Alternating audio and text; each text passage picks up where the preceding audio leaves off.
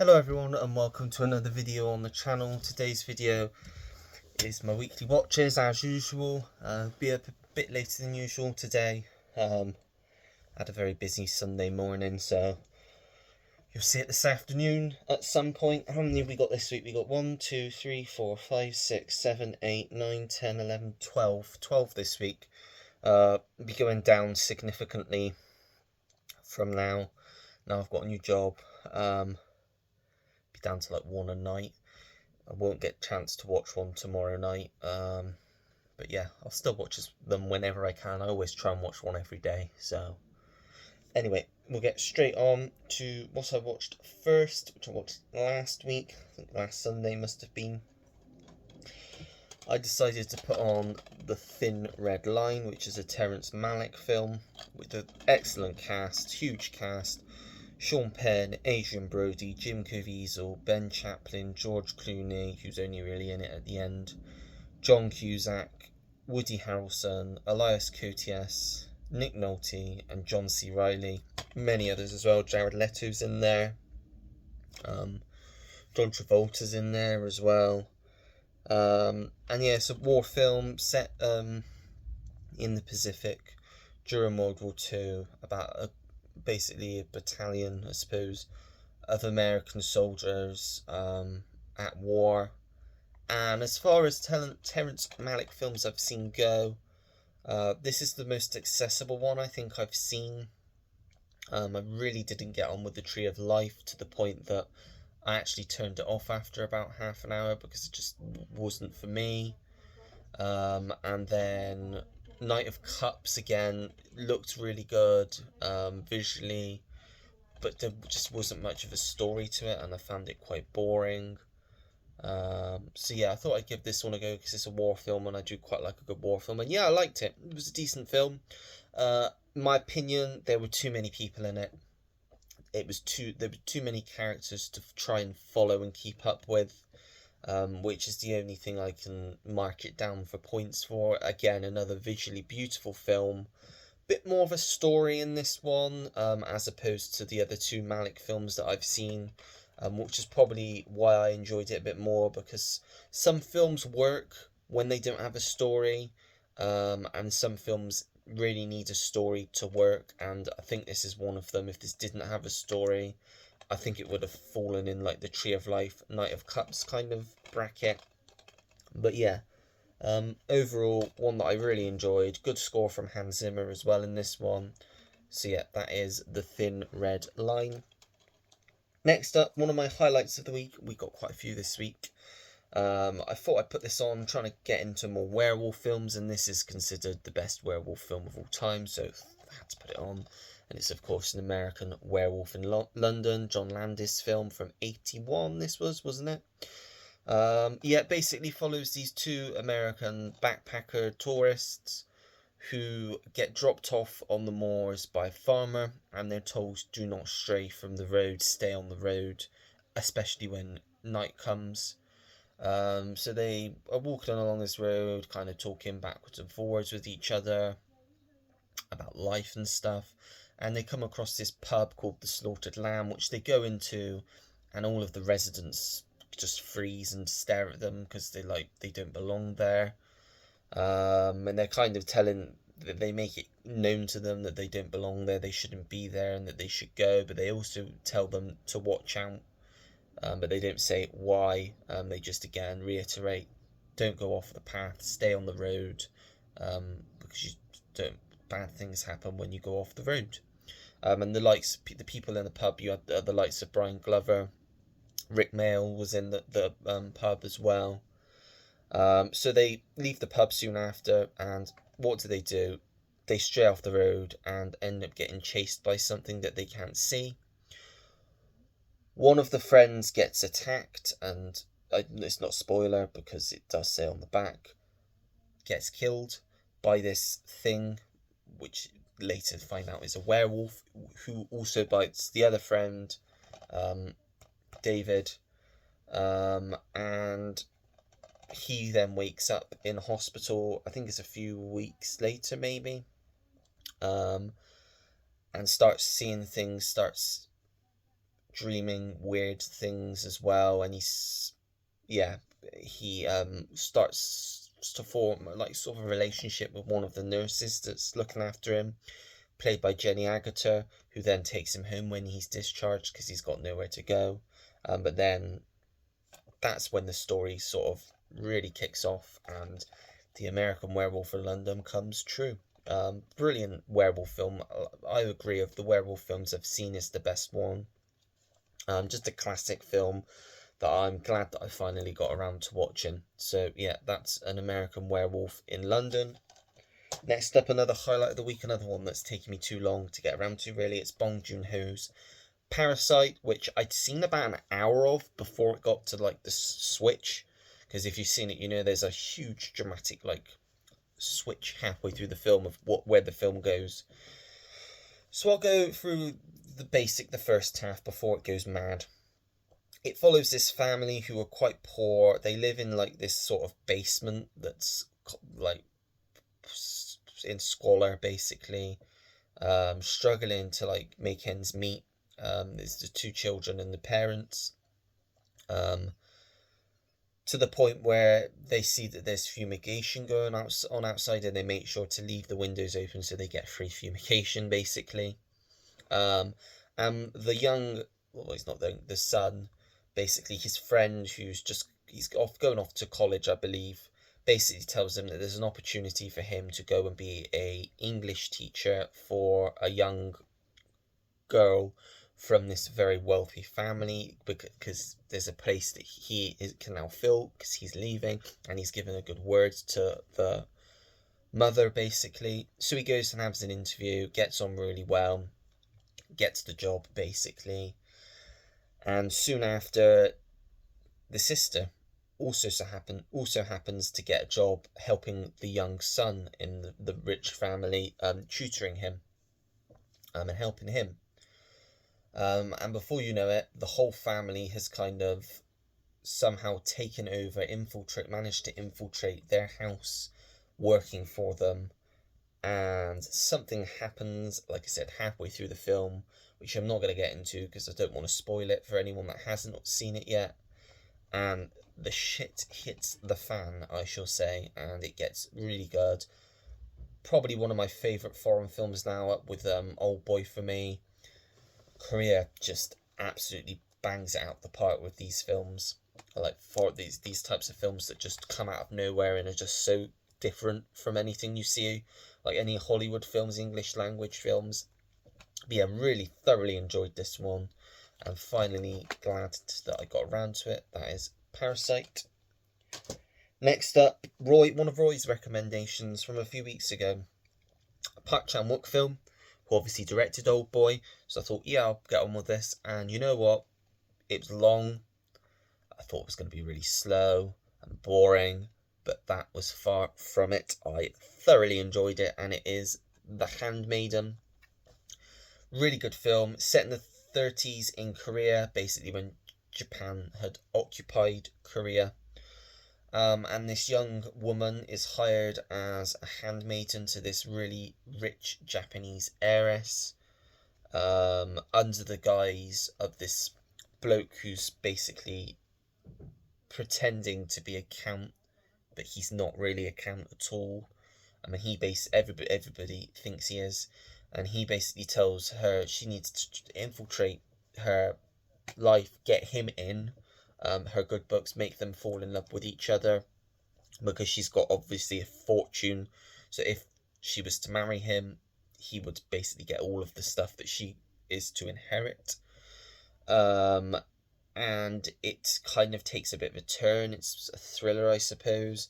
She's got a secret, basically. Basically she seduces her, I suppose. And it's a love story, I'll say, an unexpected love story for me. Not the love story you think is going to happen going into this. It's kind of I suppose you could say a hidden love of sorts, but a forbidden love. But really, really, again, really good film. And yeah, like I said, long, but it's just such a beautifully made film. The dialogue in this, obviously, even though it's Korean, is just really well done. and it's a really well made film. Really enjoyed this one, so we'll be definitely watching this one again as well. So that is The Handmaiden. Next up, I'll just dash over this because this was my watch pile pick of the week, and it was of course Pearl, the second in Ti West's X trilogy. Do need to get my hands on Maxine now.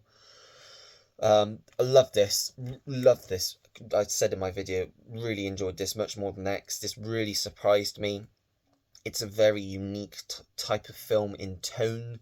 It's part 1930s like musical type thing. It's got comedy in there. It's such a brightly coloured film. Really good colours in this film. Mixed with horror elements, but like I said in my watch pile video, I don't think this is horror like X's horror. It's more of a thriller with horrific parts to it. In my opinion, I wouldn't brand this so much as a horror as I would more of a psychological thriller of sorts, with, like I said, dashes of different genres bled into there. But Mia Goth, excellent in this role as Pearl. Smashed out the park, and yeah, just a really great different film. I'm looking forward to seeing Maxine, but I have a feeling this one will be my favourite of the three. So yeah, that is Pearl. Next up, I decided to chuck on Sexy Beast, Jonathan Glazer film. Ray Winstone's in this, Ben Kingsley, Ian McShane, Amanda Redman, who I always like. Didn't realise it was her for a bit. Who else? See if there's anyone else. Those are the main names. Oh, James Fox as well. Yep, he's in it. Basically, it starts in, where is it? Spain somewhere, I think. Doesn't say where, though. And you start with Ray Winstone's character, who's kind of just sunbathing in his villa, outside his villa, on his patio, I suppose you would call it.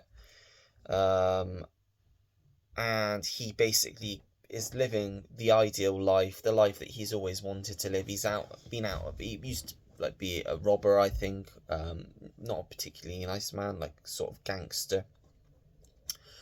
And he's kind of retired to Spain, along with another couple who also, I guess, they were friends with when they were in London.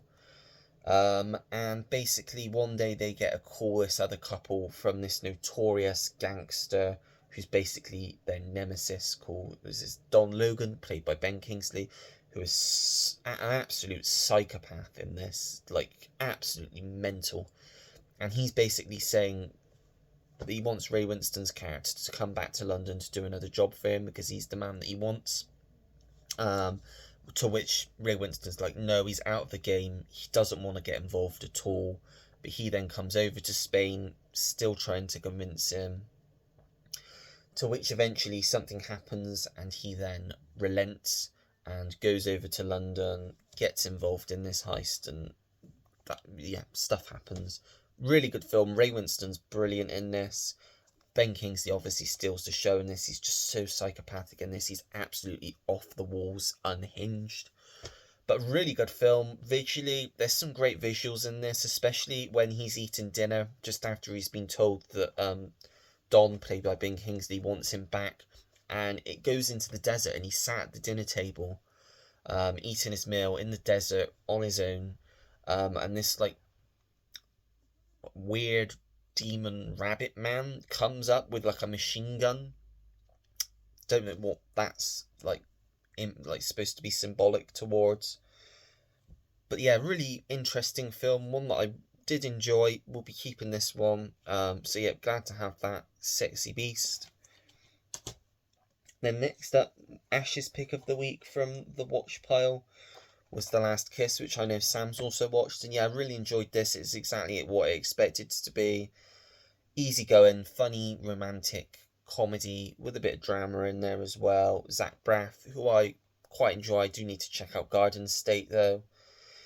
Basically, his character's about to turn 30. He's got everything he's ever dreamed of. He's got the perfect girl, the perfect life, great job, great group of friends.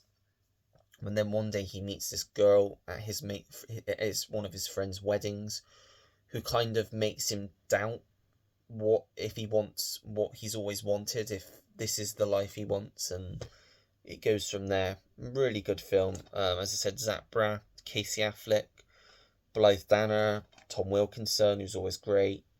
Yeah, really enjoyed this. Like I said, if you like those sorts of films, romantic comedies, early naughty, well, mid noughties, this was, then I think you'll enjoy this one, because I personally really did. That is The Last Kiss, which I followed up with one that I know Sam's also watched this week, and he said one of his best first time watches of the year, I think. And yeah, I enjoyed it. Don't think I enjoyed it as much as Sam probably did, but it's a good film, and this is, like Sam, a favourite director of mine that I do really want to see more of his films. I actually got Tim over at Tim's Film Waffle. He went to CX this morning and asked me for what is anything, and there was a film from this director on there that I thought, yeah, I wouldn't mind getting that, check it out. But anyway, the film in question I'm talking about is Sex, Lies and Videotape, Steven Soderbergh's directorial debut from 1889. It says 88, I thought it was 89 now. About a man who's rich. I think he's a lawyer. And his friend that he's not seen since college kind of comes and drops by, played by James Spader. And he's kind of a bit lost. He, in his spare time, basically makes videotapes and records women talking about their sexual experiences, their sexual fantasies, that sort of thing, because it's what floats his boat, I suppose. And he meets Andie MacDowell's character, who's kind of a bit dissatisfied with her marriage to Peter Gallagher's character, who's the friend, the lawyer. Don't really know where she's going, but unbeknownst to her at the start, he's having an affair with her younger sister, played by Laura San Giacomo, who I know from Pretty Woman, who plays Julia Roberts' character's best friend, and also NCIS. She pops up every now and then in that as a psychiatrist. But she was really good in this, and it's basically about the typical thing: lives intersecting. There's lies because it's obviously infidelity, and yeah, different film, interesting. I believe they did Full Frontal, which was like what they call a spiritual sequel to this, not a direct sequel, but it's what they like a soft spiritual sequel. With no characters returning, but I believe as of lockdown, Steven Soderbergh did write a screenplay for a sequel to this during lockdown, and is hoping to get it produced. He's spoken to both Andie MacDowell and Laura San Giacomo, who have both said they will be up for it. Set obviously a long time, or it'll probably be nearly 40 years by the time if it does ever happen. But yeah, I'd be interested to see that, because it was a good film. Good characters, interesting characters, good dialogue. Yeah, enjoyed this one. Sex, Lies and Videotape. And then I'm going to say, I know I said probably American Werewolf in London was my highlight of the week, but this was my absolute highlight of the week. Absolutely loved this film, and I think it was it Paul that chose this in the watch pile? Well done, because this ticked all the boxes for me. Right up my street. I absolutely loved it. It was Fools Rush In, Matthew Perry, Salma Hayek. I can see why Matthew Perry had said that this was his favourite film that he'd worked on, because it's just a brilliant, really good romantic comedy that I just fall in love with. I'm going to definitely be watching this again and again. In this, Matthew Perry plays this like straight-laced kind of corporate guy who's sent off to Las Vegas to supervise a project. I think they're opening he's overseeing the opening of a new nightclub. There he meets Isabella, played by Salma Hayek, whilst waiting in the line for a toilet in this bar. She believes in fate.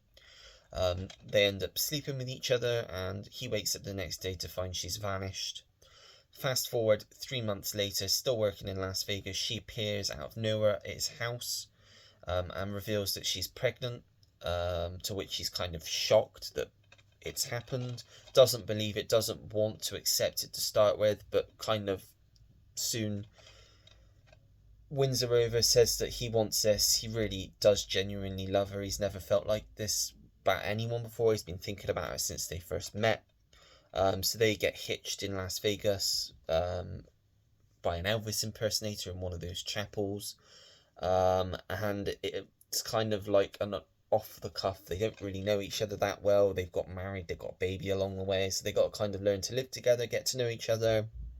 And it's not as easy as they thought it would be, but it's really good, really heartwarming. And Alan Silvestri surprised me with his score in this. It's a really good score by Alan Silvestri. You got Jill Clayburgh, who I believe was one of the Charlie's Angels, plays Matthew Perry's character's mum. She's quite funny in it. Bit loosey-goosey with the drink, shall we say. But yeah, if you've not seen this and you can get your hands on it, if you like a good rom-com, one of my favourites of recent that I've watched. So yeah, recommend that. Fools Rush In. Next up, I watched Panic Room. I actually did sort of a watch along with Ash over at Popcorn and Horror on this. I said that I was going to give it a go because he mentioned it in his most recent video that he did of 5 films that kind of shaped his love for film, which I've also done. Go check my video out on that and Ash's video if you haven't done so already.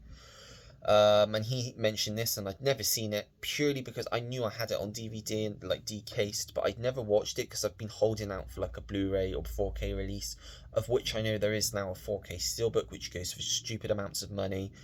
So I thought I'd finally cave, give it a go. I put it in the group, I'm going to give it a go, and I said, you know what, I've not seen it for a while, let's watch it at the same time and talk about our thoughts on it after.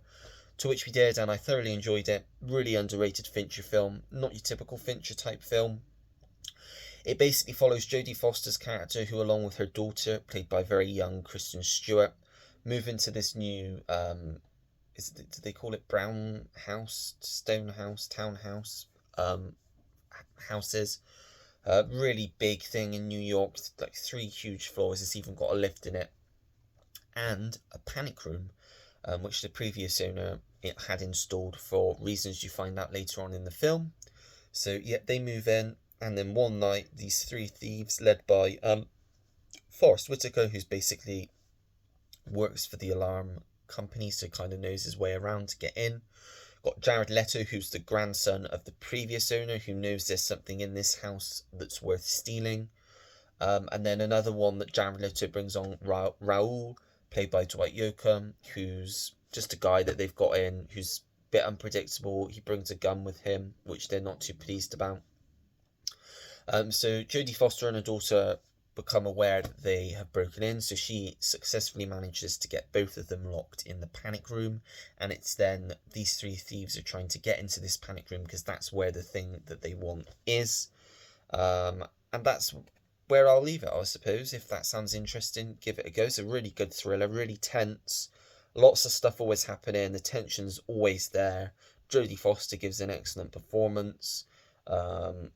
I always really like Forrest Whitaker, and I think he's really good in this as well. So yeah, if you've not seen this one, it was the only David Fincher film I'd not seen, so I'm happy I can say I've seen all of his films now. But yeah, recommend this one because it was a great watch. That is Panic Room. 2 to go. Next up, I put on Papillon, which I believe was one of Pete's choices this week. He did also choose Once, and I tried twice putting that on this week, but there's something wrong with the disc, so I'm going to have to get rid of that and replace it, which is a shame. But yeah, I put Papillon on. Dustin Hoffman, Steve McQueen, epic film, 1973, basically about prisoners in the 30s that were basically in France, and they were basically imprisoned in French Guiana on this penal colony, which was abolished in the 40s, I think, which is basically this big island or big area isolated from anyone else, where these prisoners are basically left to live. Bit barbaric. It kind of brings them down, and it's basically about Papillon, played by Steve McQueen, which basically means butterfly in French, and it's because he's got butterfly tattooed onto his chest. And bear with me a second, I'll be back in a minute. Apologies, on puppy duty. Wouldn't stop scratching at the door. But yeah, what was I talking about? Papillon. Get this video finished quickly. Yeah, good film, good prison film. Basically, they're trying to escape, and it's about how they basically try and escape and eventually do. And yeah, I really enjoyed it. One that I definitely watched again. I'm not interested in the remake though. But Dustin Hoffman, Steve McQueen, both really good in it. So yeah, definitely recommend that one. And then the last one, which I'll get out before the dog starts having a go at my face again, is The Good Girl, which Jodie recommended. So thank you, Jodie, for this recommendation, because it's not what I expected, but I did thoroughly enjoy it. So it basically centers on Jennifer Aniston's character, who works at this like retail supermarket, and one day she notices Jake Gyllenhaal's character Holden, who looks a bit sad, and she kind of befriends him. And yeah, just move that because I don't want him scratching that disc. Yeah, and they kind of then start to have this sort of affair. She's married to John C. Reilly, and he's got a friend. You can't do that, mate. Don't know what he's trying to do. He's got a friend played by Tim Blake Nelson, who is a bit of a idiot, and they just basically lounge all day. And now he's chewing the paper, which is great. Sorry about that. I'm going to wrap this up anyway quickly now. This is the last one. But yeah, really enjoyed this. More of a black comedy. Shocked me towards the end what happened. Didn't expect that to happen. Yeah, ripping that paper. Great. But yeah, really enjoyed this. Like a good black comedy. Jennifer Aniston's really good. And yeah, another really good watch of the week. So thank you again, Jodie. And that's it. So if you've watched any of these, let me know what you think down below in the comments section. Live stream is tomorrow. It's at 8:30. I am going to try and remember to put a post up today on my community tab, just to let everyone know that it's changed. It's an hour later. We are still going tomorrow, but at 8:30.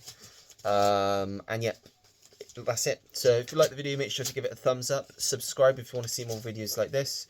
Turn your notification bell on so you know when I have a new video uploaded to the channel. Comment down below anything and everything. As you know, I always take the time to get back to anyone that leaves me a comment because I really do appreciate it. And that is it. So until next time, everyone, take care. Goodbye.